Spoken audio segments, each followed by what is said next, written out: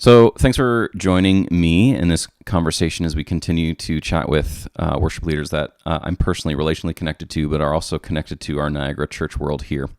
And I just would love for you to, some people will recognize the two of you, but for those who don't, I'd love for you to take the opportunity to introduce yourselves. Tell us a little bit about who you are and your connection to church world. Yeah, I'm Tom Loewen, and I've been on staff at Southridge Community Church here in Niagara for 17 years, a little bit more than that. And I'm Sarah-Jade, and I lead worship in our Welland location. Sometimes we lead worship together, and sometimes I lead my own band, and he leads his own band. Cool. And we also have a band in town that does non-worship music as well called Copper and Iron. Right. So music is a huge part of our lives. Nice. One of the things that we've been chatting about during these, worship leader conversations in this context, and is like, what is worship for you, and how does that extend beyond? I mean, one of the things we're doing is obviously playing songs together, which is super fun. But how does that extend beyond music and playing together? What does worship look like? How do we worship God? First, me. Like for me, worship definitely extends far beyond music. I mean, I think traditionally we think of worship as this big, grandiose music experience where our hands are all raised and we're singing our hearts out, which is great and has its place. But for me personally, worship often manifests itself just in my everyday life, in the small things. So in ways like as simple as drinking a glass of water, just remembering to be thankful to have that clean water that so many don't. Or, hearing my children laugh, just finding that peace in their joy, feels like worship to me, and feels like a way that I feel God. I love the extension of the being present in the moment. I think that's been important for me through the last few months of being thankful in times of challenge. And so I even love the idea of finding worshipful moments in your kids' laughter. Tom, what about you? Yeah, like I would track with that a lot. I think that way too often our conception of what worship is something that happens in a church service or in a stadium or whatever. And that for me is kind of an overflow of worship. They can be inspiring experiences, but worship is far more about the mundane everyday stuff of life. And I guess probably the language that I've always used in my mind is I feel like worship is like a whole life reorientation around God. I was thinking about this earlier, that if your life were a movie, you'd be the main character, right? I mean, you've been in every scene, you get you get most of the lines. But worship is about actually recognizing that there's actually another character who is the main character of your story, and you become a supporting cast in the movie of your own life. Like, it's about putting Christ at the center in everything, not just when we get together and sing and meet at church services. Cool. As Sarah-Jade, as you said earlier, one of the ways that we do ascribe worth and worship God is through music. Obviously, that's one of the ways that three of us have connected in our friendship as well, is through musical pursuits. How as songwriters, as people who are playing sacred music and playing in a band with other people, how has music impacted your life and your connection to God specifically? Yeah, for me, anything that the ways I feel connected to God is just through things that bring me peace. And music is definitely one of those things. Whether it's listening to music or writing music, like writing music especially is such a vulnerable place to express my feelings, that I just feel like that's a real true moment, and music is definitely a way that comes out. So it's just super peaceful to me, and if you think about even biblically, I mean, the musician of the Bible is David, and he kind of in his early start was brought into the palace of Saul, who was being tormented internally, emotionally, psychologically, spiritually, and it was music that brought peace and returned wholeness to Saul. I think that's a very real impact that music has in our lives, for sure. Well, and I even, like, going back to, not that I just want to talk about my kids, but even thinking about them, the power that music can have over them, whether I remember even from when they were little babies, if they were crying or upset or couldn't sleep, we'd sit down at the piano or I'd sing to them. And it was like just a light bulb, like they immediately were fine. And so, I mean, I see God in my kids all the time. And that for me was definitely a way that music is just peace.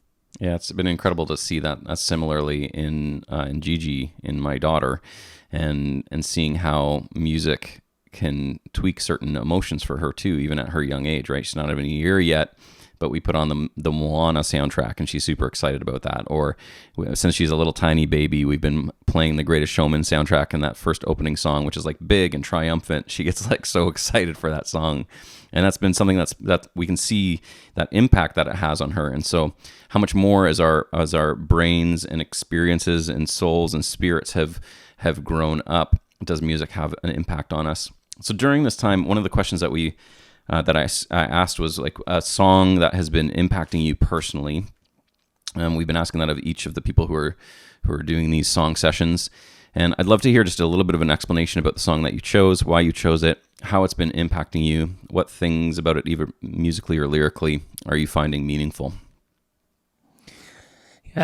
We chose the song Promises by Maverick City Music, which is a song that we've been doing at Southridge quite a bit. It's just in this last season. It's a powerful song, and it anchors us in kind of the eternal truths and faithfulness, the promises of God, in a way that sometimes our temporary circumstances can leave us feeling here or there. And especially as we've gone through this global pandemic together, I know there's been a wide range of experiences. We've faced economic uncertainty. We've faced relational loneliness.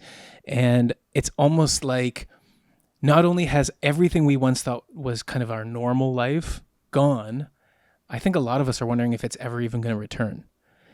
And so a song like this reminds us that regardless of what life looks like today, tomorrow, at any point in time, the one constant that we have is the faithfulness of God. Amazing. Yeah, that sums it up quite perfectly. Cool. Well, let's get into it. Let's play this song together. It's new to me, so I'm gonna learn it as we go. And we'll be able to play it together. For those of you who are checking out this video, watching this again, like in our other videos, the lyrics will be at the bottom of the screen. I want to encourage you, if you are a singer, to try to learn the song, sing it along, but really the goal here is to meditate on these words.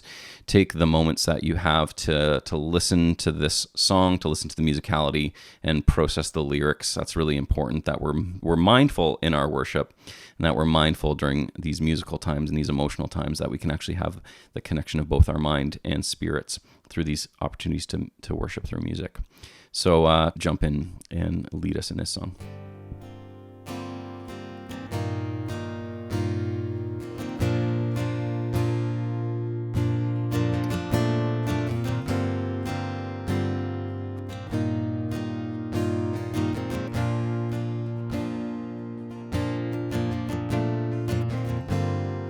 God of Abraham, you're the God of covenant and faithful promises. Time and time again, you have proven you do just what you say. And though the storms may come and the winds may blow, I'll remain steadfast and let my heart learn when you speak a word, it will come to pass. Great is your faithfulness to me. Great is your faithfulness to me. From the rising sun to the setting same, I will praise your name. Great is your faithfulness to me. Yeah.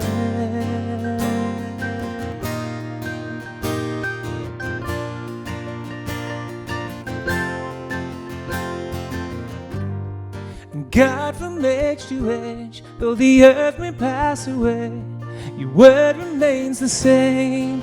Yeah, your history can prove there's nothing you can't do. You're faithful and true. And though the storms may come and the winds may blow, I'll remain steadfast and let my heart learn when you speak a word, it will come to pass.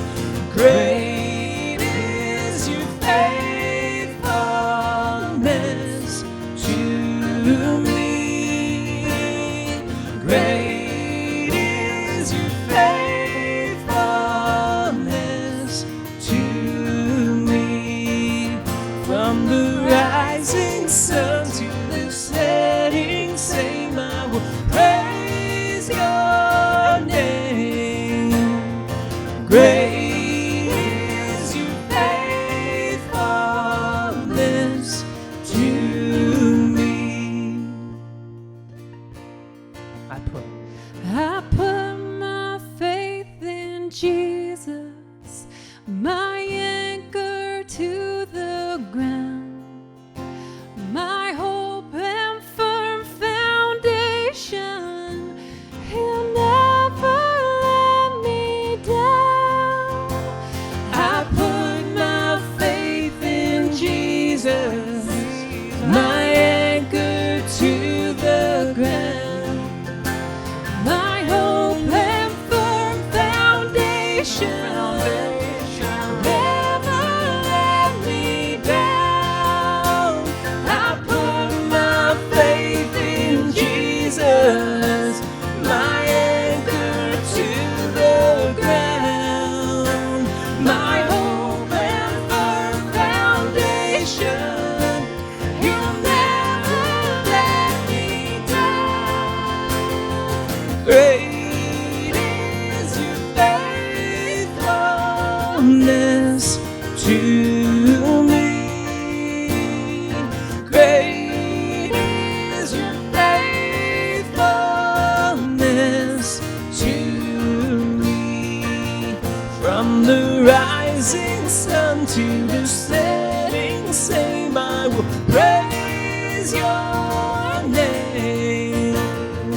Great is your faithfulness to me. Great is your faithfulness to me.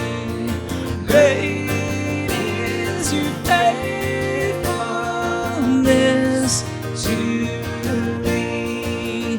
From the rising sun to the setting same, I will praise your name. Great is your faithfulness to me. Great is your faithfulness to me. Great is your faithfulness.